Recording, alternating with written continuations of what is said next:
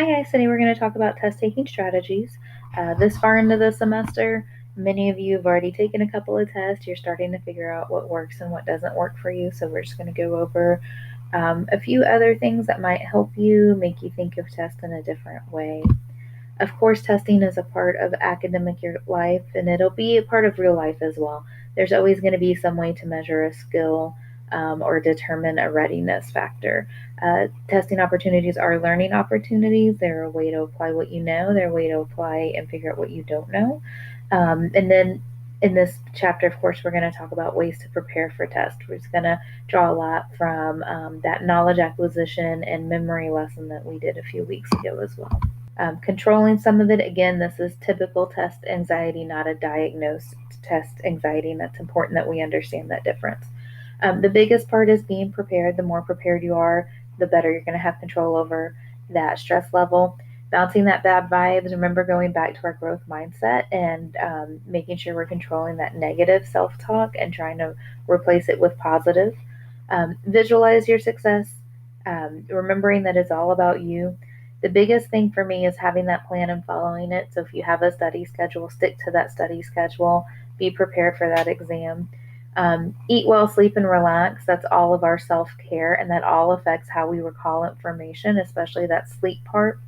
It is really, really difficult. Your brain is a muscle like anything else. It needs to be rest and it needs to be exercised. And if it's not getting enough sleep, it's going to have trouble pulling that information. Remember, we encode it and then we recall it.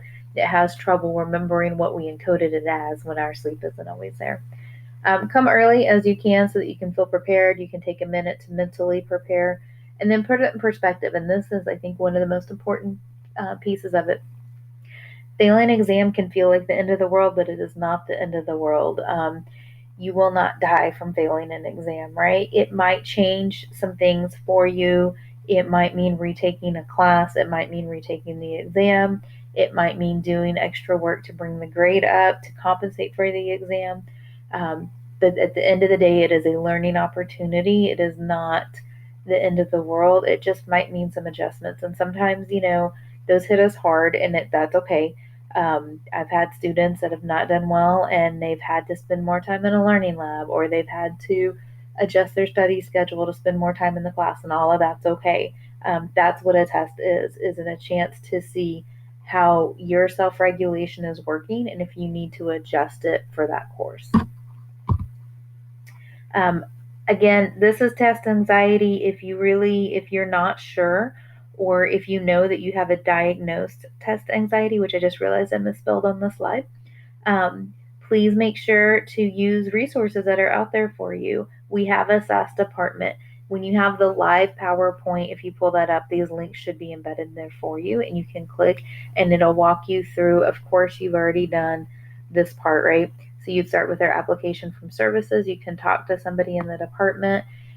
They will let you know what you need to do to get these accommodations. And then what happens is if approved, you get an accommodation letter that you can turn to your professor that gives you things.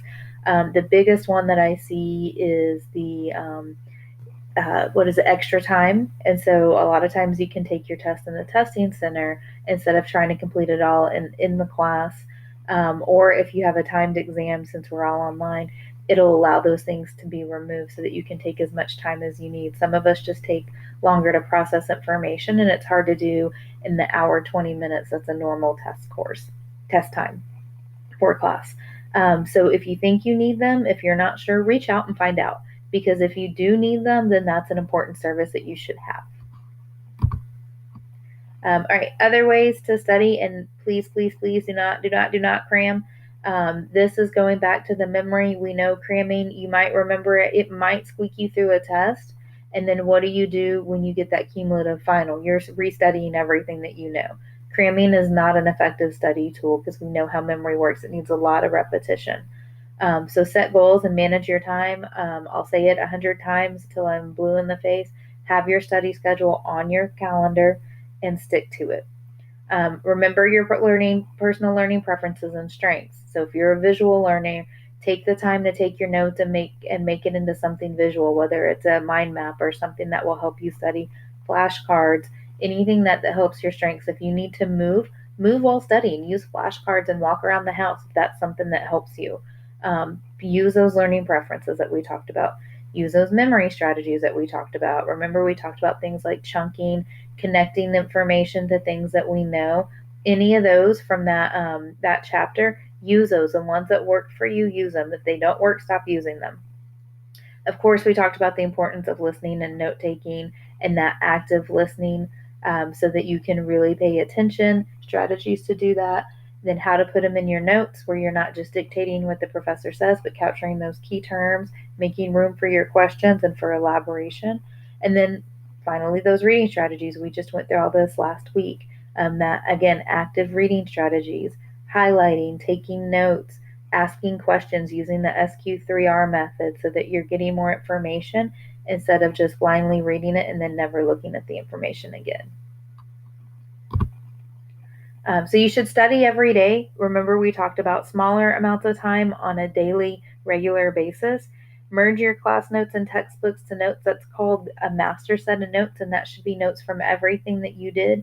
Reading class notes, if you go to the Learning Lab, if you use a YouTube resource like Khan Academy, all those notes you should be able to put into one master set that you can use for a test review. What does it mean to you? Visualize yourself using the material. How are you going to use it? If you're a nerd like me, I like to color code the crap out of some stuff. Do that. If you don't, then don't waste your time. And then use the notes to test yourself, right? This is where we check our knowledge. So either rewrite your notes. I have students that set their master set a note and rewrite and see how much they can pull, so then they can compare and see what they're missing. Or you can just elaborate them, or you can actually write out a practice test and test yourself. Some of your professors may even give you practice tests or reviews that you can use. Set your notes aside and practice with that, and then go back and check your notes. So quick little mind map actually of test success. Things like studying the course by unit. This is why we don't cram, because you're not studying the course by unit. You're studying every single unit your test is going to be over. Take some time, study it, and then when you're ready to move on to the next unit, make a review for this unit and then start studying the second unit so that you're still coming back to the unit before and moving on to the next one. We just talked about making a study plan. Hammer that into your calendar. Anticipate exam questions. You should be able, especially after your first exam, you've kind of gotten a feel for the professor and the course, to start anticipating, especially if you're fortunate enough to give a review. Use that to make test questions. Attend any review sessions. A lot of your classes will have review sessions. They will use resources like supplemental instruction, that you'll want to use that, which is just basically a group tutoring session with a student that's taken the class before. And then, of course, if you don't have any of that and you still feel like you need a review session, go to the Learning Lab. Have them work with you as you go through your notes. You might even meet a tutor that's taken the class or taught the class. Make flashcards, consistent study times. That's going back to your study plan. And then take breaks. Remember, we talked about our brain will give up on us. If you can read for 20 minutes and then your brain starts to wander, take a 5-minute break and come back to it. Whatever it is that's going to work for you. And again, this is another reason cramming doesn't work.